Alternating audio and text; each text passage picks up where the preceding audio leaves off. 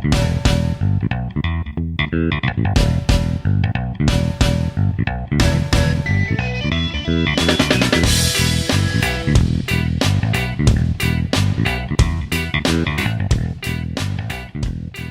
everybody, and welcome to a brand new episode of the Story to Screen podcast, the movie podcast where we review all different kinds of movies, new and old. I am your host, Chris, and joining me tonight is Abigail Ling. Hey, Abigail, how's it going? What's up, people? What's up?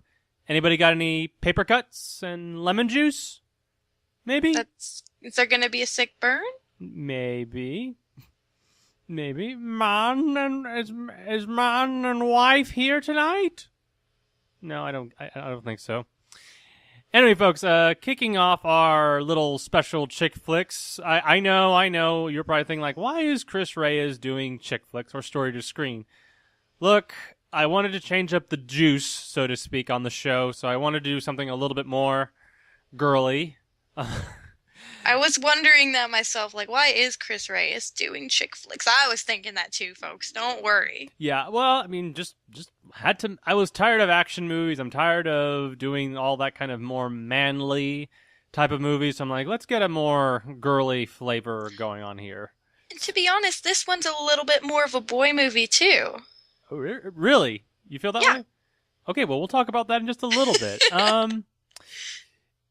Is there any movie news or anything like in the news that you wanted to kind of bring up? What was that girl from the Voice that died just recently? Are you? Oh my goodness, I have a lot to say about that. So Go ahead. A lot of people are familiar with Christina Grimmie, was on The Voice, and she was a contestant. She was a YouTuber back in the day, not back in the day, starting from when she was 15. And I was a huge fan of hers from the time I was 13. Me and my best friend watched her videos all the time. And it's just very, very sad because, I just woke up Saturday and my best friend texted me and said, Christina Grimmie is dead. And it's just one of those things that hit really hard because when you're a fan of somebody, and it's like, it feels like you know them. And with a lot of celebrity passings, a lot of people feel that same kind of pain because they feel like they know that person. Even if you never met them. There's still a lot to be said for somebody and being a fan of their talent, a fan of their work, and for them to be gone. It's really rough, and it's one of those things where she was a Christian, and I can take comfort in the fact that she's in heaven, but it still sucks down here on earth. Like a lot of people say, it doesn't. Wow, this is getting really heavy. I'm sorry. No, it's okay. Let's just go with that. Yeah. No, I mean, I will admit, I didn't know of her. Again, I didn't watch The Voice. I mean, again, I don't watch a whole lot of TV, so that's one of those shows I just never really bothered with. But yeah, how old was she? 20? 22. 20? Oh my 22. gosh. And this person just walked right up to her, and I found out that he was in line to meet her at this meet and greet, and she opened her arms to hug him, and he shot her 7 times. Did they know each other by any chance, or? It's yet to be determined, but he traveled 100 miles out of his hometown to commit this crime.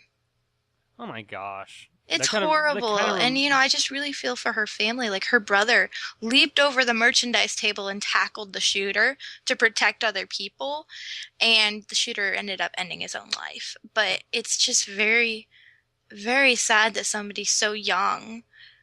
It's why, this is getting a little too heavy. No, it's okay. No. I mean, I think, just the idea that someone would do that, it's showing you the destructive nature that I think celebrity, the idolization of celebrityism is having on people. I feel like I feel like that's the case because it's no secret with what was it, the Ronald Reagan assassination attempt actually sprung from something similar like this. It was the shooter was obsessed with Jodie Foster. And he was very driven to kill the president because he thinks that would draw attention to him from her. Weirdly enough, I know that's not really a direct parallel what's going on, but it's that sense of idolatry with celebrities. I guess that's I don't know if that's the fact with this individual who shot this girl, but I mean, what else would it be? It's yet to be determined, but, there was a note posted on the door of his home. We don't know who posted it. I feel like it's one of his family members that said, "We're sorry for the death of Christina Grimmie. No other comments." It seems really bizarre. So it just feels like he just went out of his way with no one's knowledge of what was going on.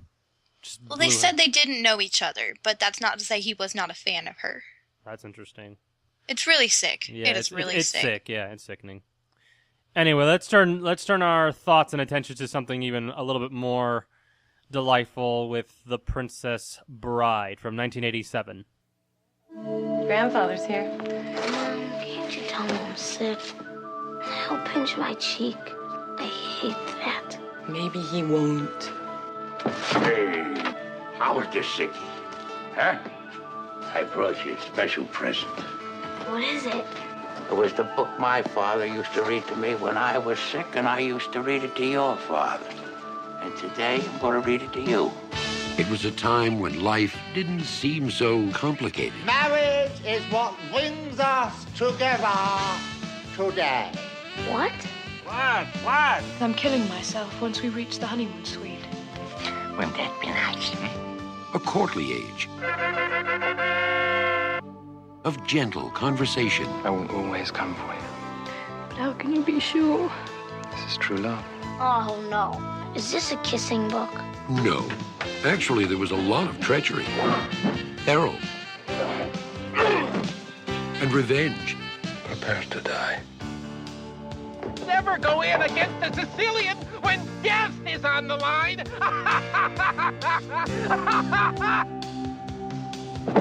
There were affairs of state. But I've got my country's 500th anniversary to plan, my wedding to arrange, my wife to murder, and Gilda to frame for it. I'm swamped. And affairs of the heart. My Wesley will always come for me. Your Wesley is dead. I've seen worse. Bye-bye, boy. Have fun storming the castle. It's more than turning. What's the difference? We've got him. Think it'll work? It would take a miracle. Goodbye. It's a story of love. A tale of adventure. It's as real as the feelings you feel. We're kissing again. Someday you may not mind so much. The Princess Bride. Not just your basic, average, everyday, ordinary, run-of-the-mill, ho-hum fairy tale.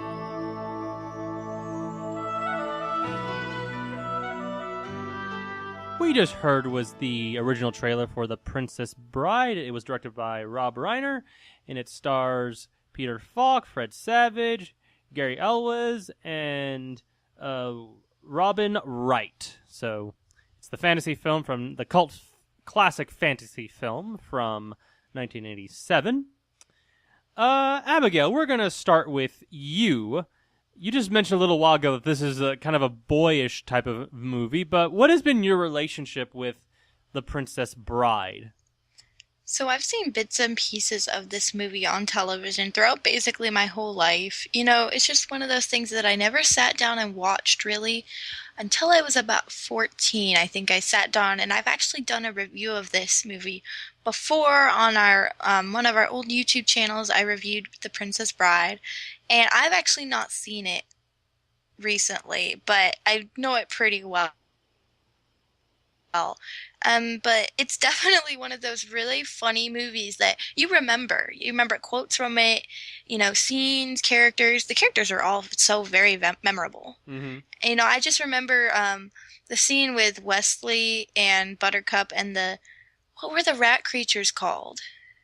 I know, yeah, I don't remember what they're called, but just call them the giant rats. The giant rats in the swamp. I remember that scene really well on television because I thought the puppet things were really interesting looking. But, it's just one of those movies that it seems so different from the other fantasy films because it almost feels like it's not fantasy. Not that it's real, but it doesn't feel like a true fantasy film. It feels more of a domestic version, if that makes sense. Mm-hmm.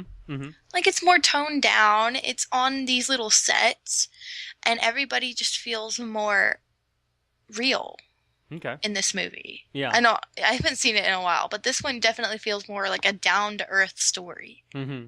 And do you want to comment? You want to dive into your whole, like, this film feels more like a boyish movie than a girlish movie, or? Yeah. It focuses more on Wesley, and not necessarily redeeming himself, but it focuses on his, he gets captured, he escapes later on, they have the whole plot to save him, and it seems to focus more on Wesley, and also Inigo Montoya, he's focused on a lot, and all the main characters, like, it just seems more of an adventure film, and rather than like a romance or even a comedy, it seems like adventure. Okay. My relationship to this movie, I remember, like, as a little kid, I never saw the film when I was as a little kid. I didn't probably see it until, like, I was about your age, 14, 15, something like that. And the early exposures that when I saw, like, the movie at the store, like the DVD covers or something like that, I was thinking, like, oh, this is like one of those, girly type of, fantasy films, Princess Bride. I think this is a very hard film to kind of market because you may, like, see the cover at the store and it's like, what is this? What is this? And you may read the synopsis in the back, but you're still like, what the heck is this? And then even when you're watching it, you're still like, what is this? Yeah, exactly.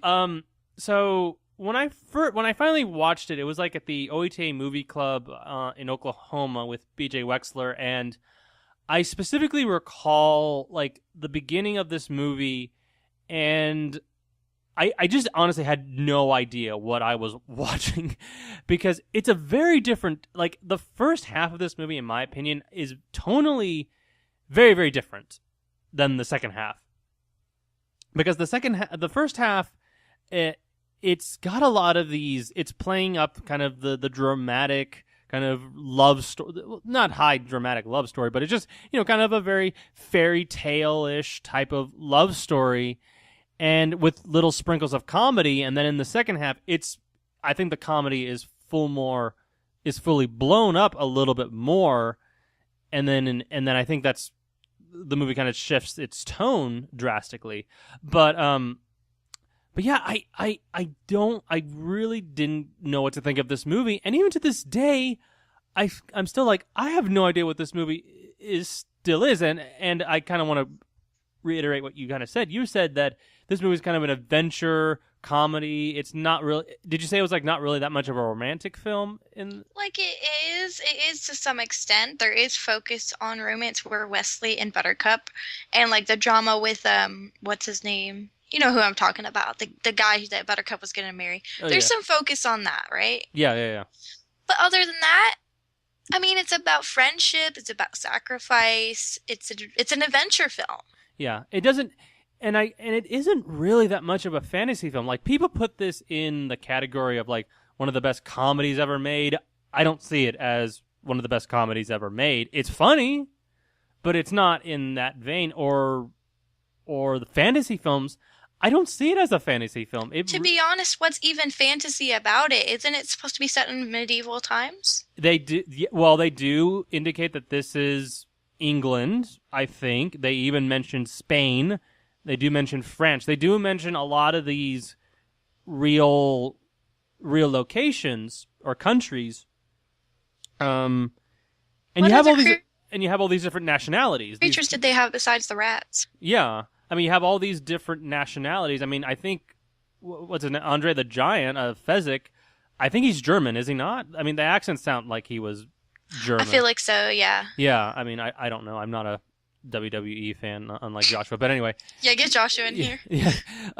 But, so, it is a movie that you could actually kind of think, oh, okay, this takes place in a real world, possibly, but there is still kind of, it definitely heightens the romantic aspects, and not the love story, but the romanticism of that feeling in that world. And the movies, there were two movies there was actually a movie that came to my mind while watching this film, and that was The Court Jester.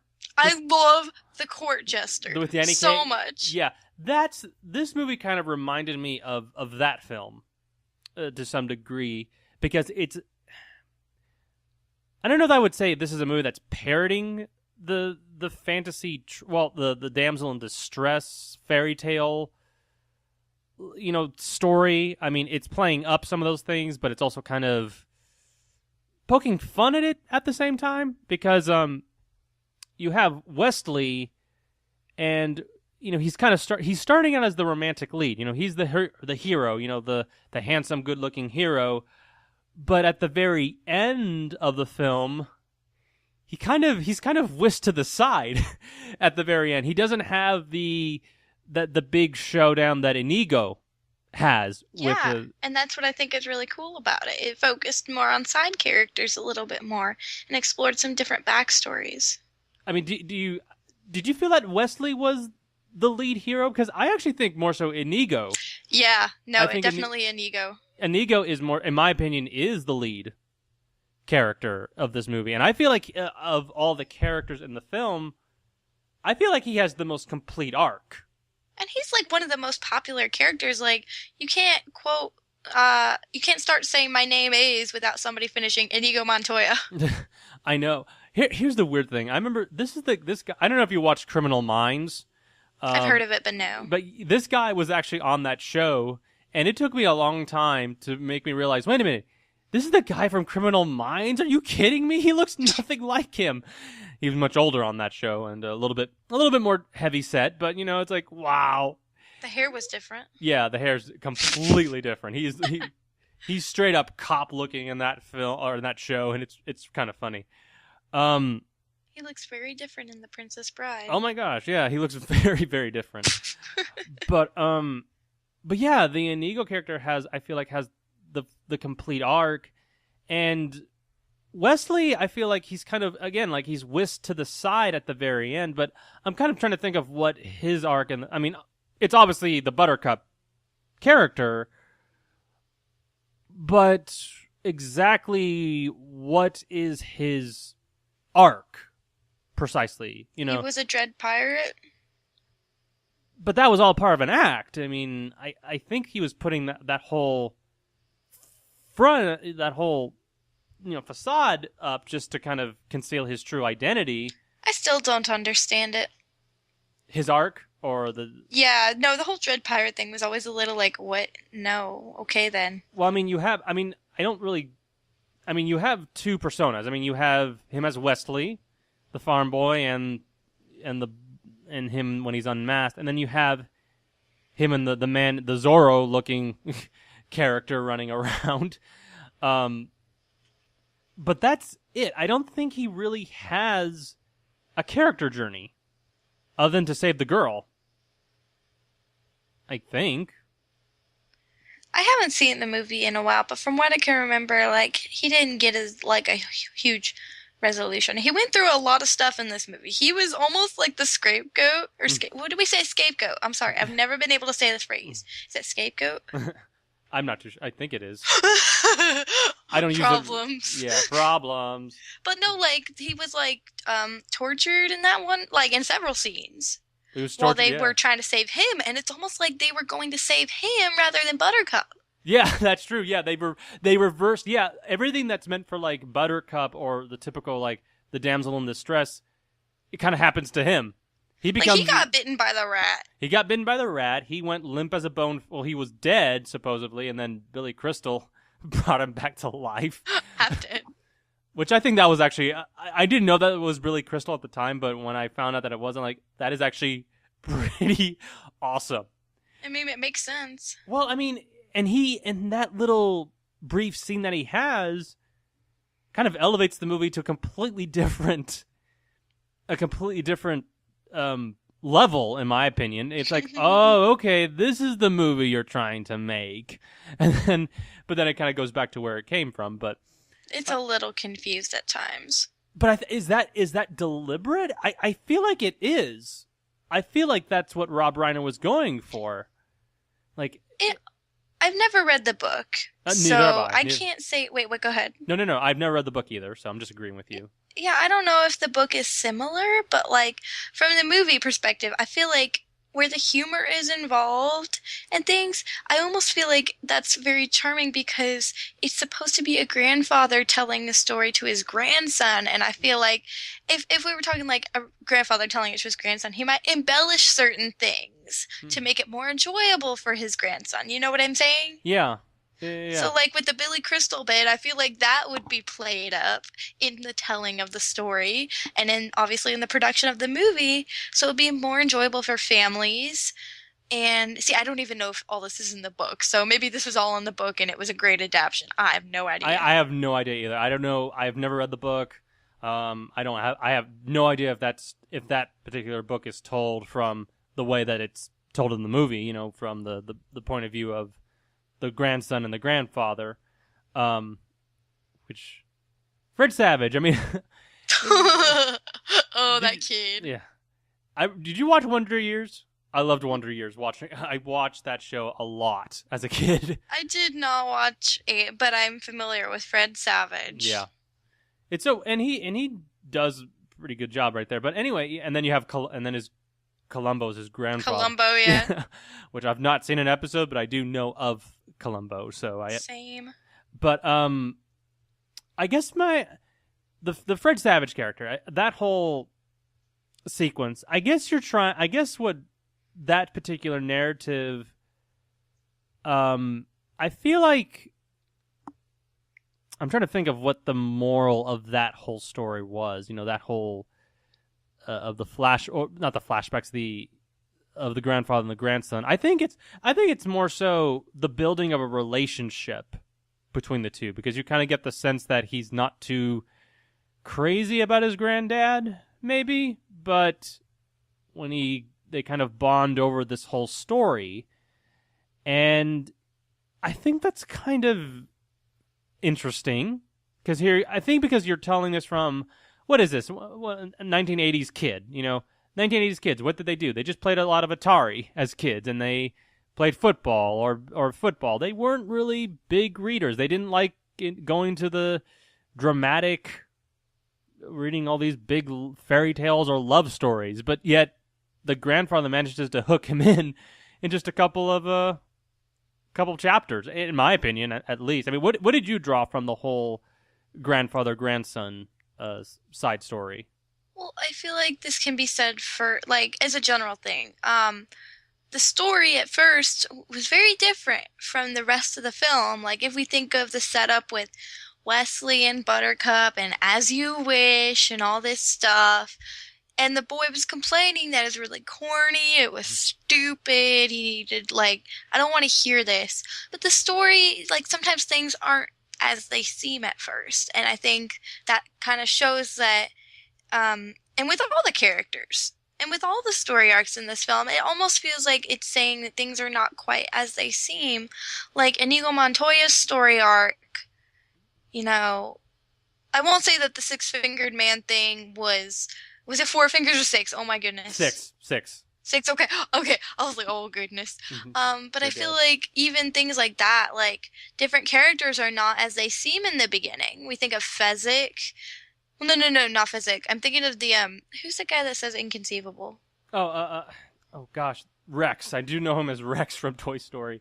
Yeah, but I know exactly who you're talking about. Yeah, like certain people end up helping out our heroes, even when we thought they wouldn't. It's just like this movie almost seems like it's not quite as you would think it would be. Even like you were saying about the cover, it's not as it seems.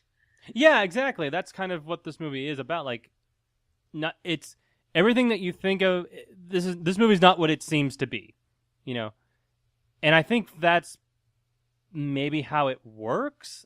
Would you say that it's part of the charm? I think so, yeah. Because, well, here's the thing. Let me go back and look at the 80s, or at least fantasy films at that point in time. Let me see.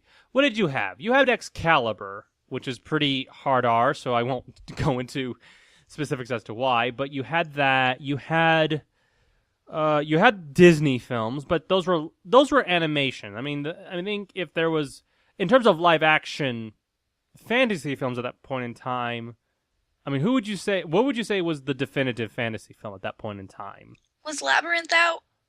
I think it was about to, or was just about to come out, or Okay. it was just before. It was just slightly before this movie, I think. I want to say it was 85, but I'm not too sure. I'm not that familiar with 80s movies, so I wish I could point one out, but I'm just like, nothing's coming to mind. What about you? Well, I mean, I actually recall seeing quite a few fantasy films from that time, and I'm just saying it's the stuff of nightmares. Is it that bad? Well, it's absolute corn, and it's absolute corn fests, and I remember there was like this movie called like the I don't remember what the Princess and the Frog. It has nothing to do with the Disney movie that came out, but it was it was a fairy tale, and it had to do with a girl getting her prince through a frog. It's the most stupidest thing you could ever think of as a fantasy film, and it's just downright corny. And I think what Rob Reiner was kind of going for was like, okay, I want to do something like that, but it's going to be a parody of that silliness. I feel like at times. And there are times, I mean, like the music, I think the music is quite good, but it's not the bombastic kind of score that you would, orchestral type of movie score. It's very simple. It's kind of, maybe a couple instruments, but it's not really that big bombastic score. It's kind of that 1920s, 30s type of film score, in my opinion. It plays up very little or it plays against the kind of the silly natured of the fantasy films at that point in time. Did you see a lot of fantasy films, maybe like from the 80s, besides Disney? You said you saw Labyrinth, right? I've actually not seen Labyrinth. Oh, okay.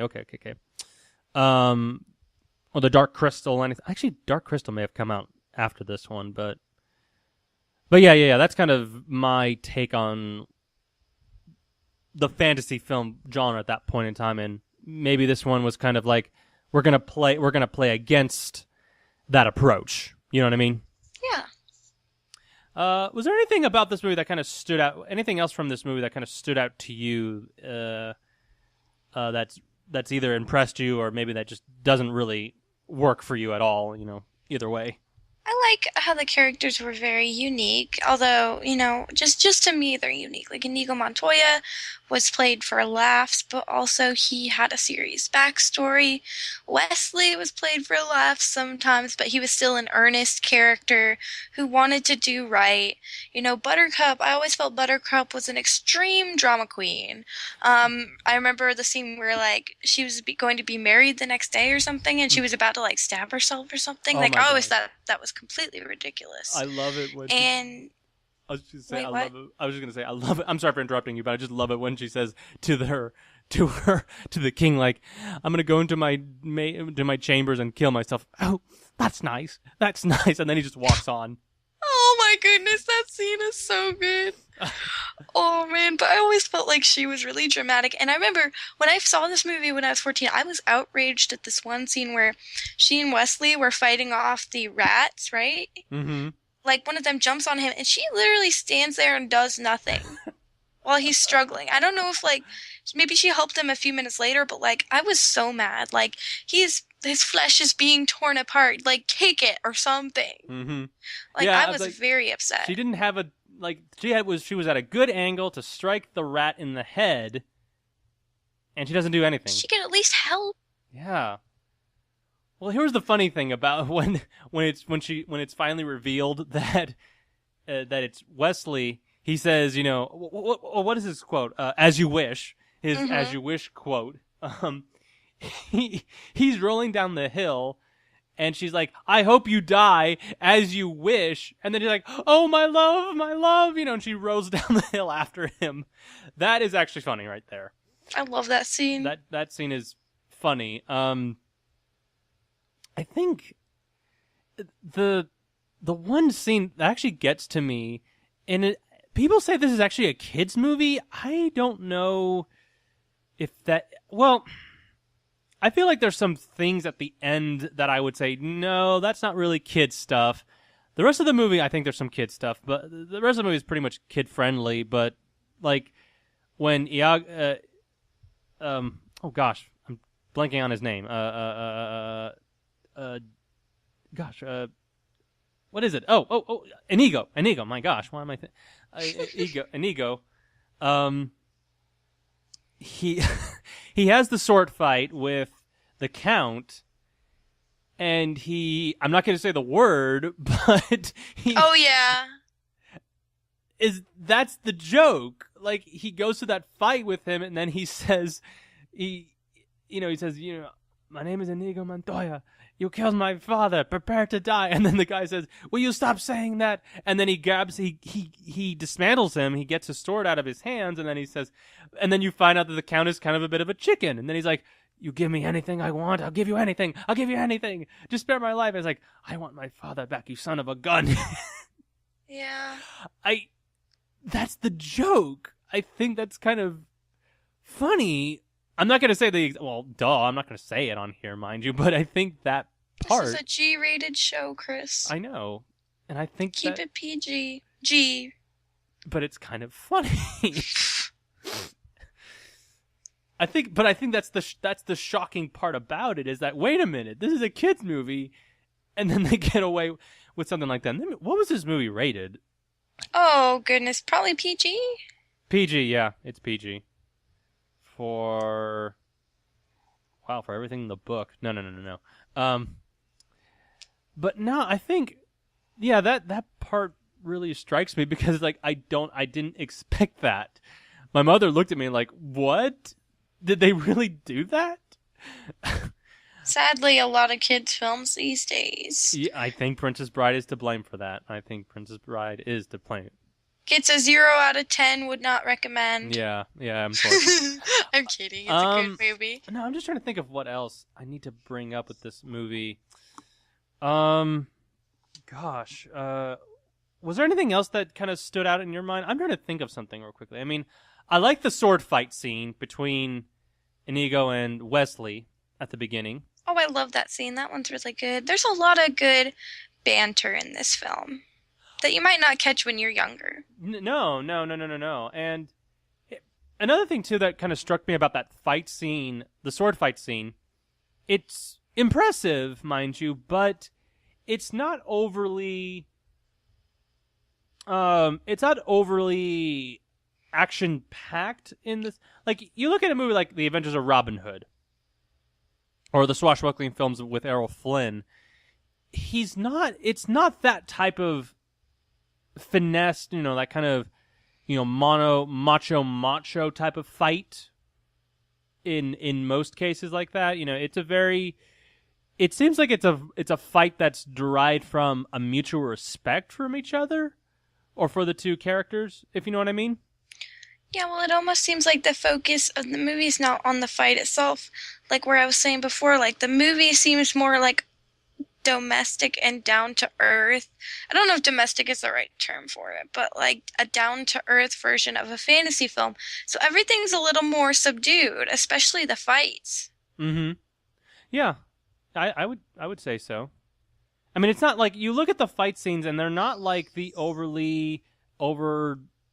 dramatic, fight scenes that you would expect from, the swashbuckling films at that point in time, or even like something like Star Wars for that matter.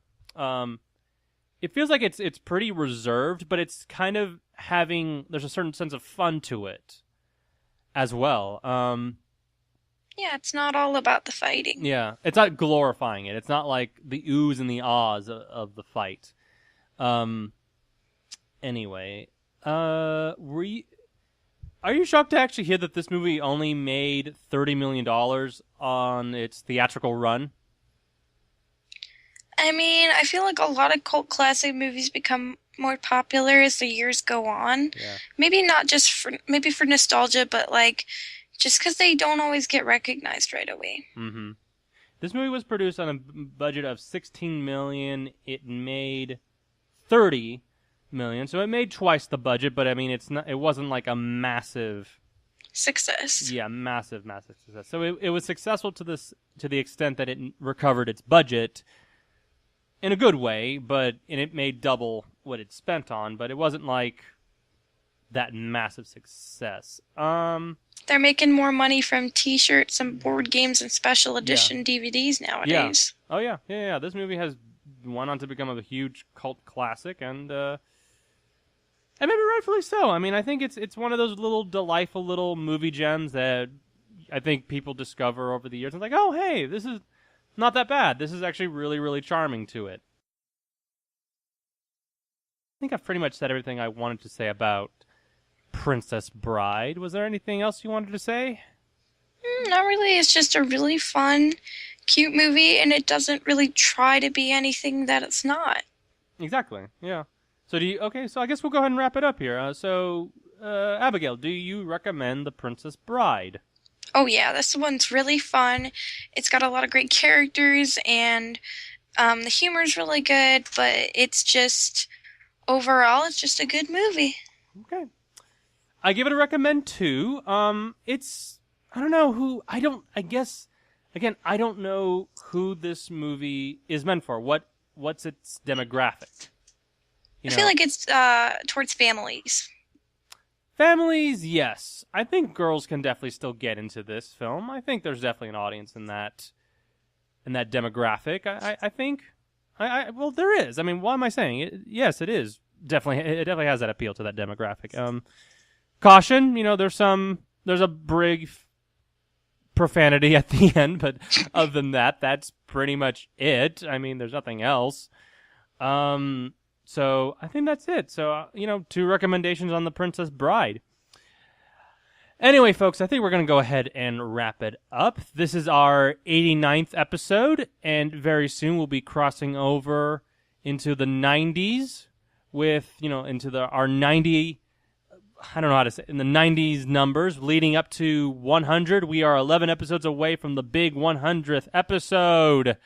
So we keep a close eye. We might be having a special event very, very soon for the 100th episode, so keep an eye out for it, and just keep an eye out. That's all I'm going to say. So anyway, coming soon, hopefully, I think the next couple films will be The Man Who Shot Liberty Valance, hopefully Finding Nemo, and also next week we'll be Finding Dory, so that will be next on our lists for the next couple of weeks. Abigail, where can people find more of your work? They can find more of my work on youtube.com under the channel Miss Happy Narwhal. Okay. And you can find more of my work on Facebook. Just type in Chris Reyes, and also email me at s2spodcast@gmail.com and send in your movie requests and all that stuff, and maybe we'll try to do a review for a movie you request. I know we got one for Amazing Grace, the movie from 2006 about William Wilberforce and the abolishment of the slave trade in England at the time. But yeah, that's gonna do it for this episode of Story to Screen. Everyone have a good night and cheers. Abigail. Yeah. Say man and wife! Man and wife! What? Man and wife. Okay then.